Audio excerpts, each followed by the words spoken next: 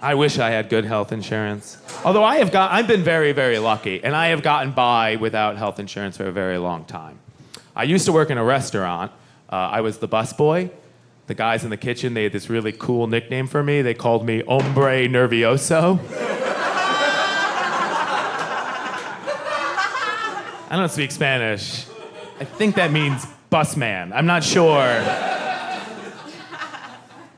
And one day, I had to peel an orange behind the bar, and I was peeling the orange, and I sliced through my pinky. Pretty bad. I kept working. I just held my hand up, and I kept working. Then my boss goes, I think you need to go to the hospital. And I said, no, hospitals are expensive. Then he said, just go to the hospital. I will pay the hospital bill. And I said, okay, deal. I got a lot of other things. Can we cover those too? And he said, I'll pay the bill. Just don't tell them it happened at work. I don't want to be held liable. I'm not a good liar.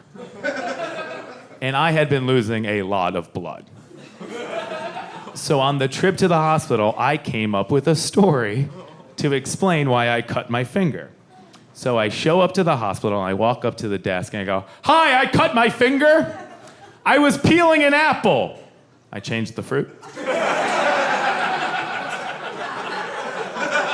But the story didn't end there. I went, 4UC? And you know it's a lie when you include 4UC. I said, 4UC, I was making a pie for my girlfriend. For some reason in this story, I created a pie and a girlfriend. At which point the woman behind the desk goes, does she know you're here? And I went, who? And she says, your girlfriend. And I went, no, it was a surprise pie. So I thought I got away with it. I thought I got away with my lie, and I go and I wait for the doctor. And the doctor walks into the operating room, and the first thing he says is, so, you're making a pie, huh? I panicked. I was afraid he was a pie guy. I was afraid he was a pie man who loved making pies and was gonna ask me about my technique.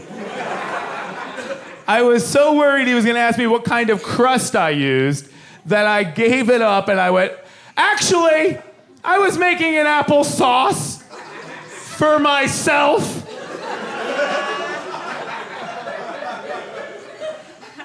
And he was a nice guy. He goes, I don't care. And he stitched me up. I got 3 stitches, and I thought that was the end of it. I get the bill in the mail, and the bill is for $3,000.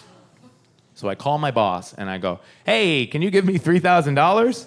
And my boss says, just go back to the hospital and tell them you can't pay. And I was like, well, that's not a lie. I can do that. That's being honest. I can be honest like that. But I was scared. I didn't know what they would do. I was afraid they were going to make me clean the bedpans to work it off. So I'm very nervous. I go to the hospital, and I have to wait, and eventually I sit next to a woman who types my name in her computer, and she goes, so, you're making a pie, huh? And I was like, I don't like that that's following me. How's your girlfriend? Ooh, that's tough. Then she goes, you owe us $3,000. And I build up all my courage, and I go, I can't pay. And then she goes, $30? And I wanted to say no. I wanted to keep haggling. This woman is desperate. She just gave me a 99% discount. I want to be like, 30's too much. How about $10?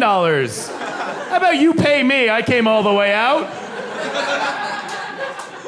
But this is how broken our healthcare system is. That she knew if she let me leave the hospital, they would get no money. I would just go bankrupt. I'd change my name. I'd move out of the country. they would get no money from me. So she looked me up and down and thought, I think this guy has at most $30.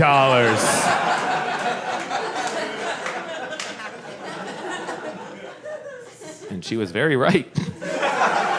That is my ceiling.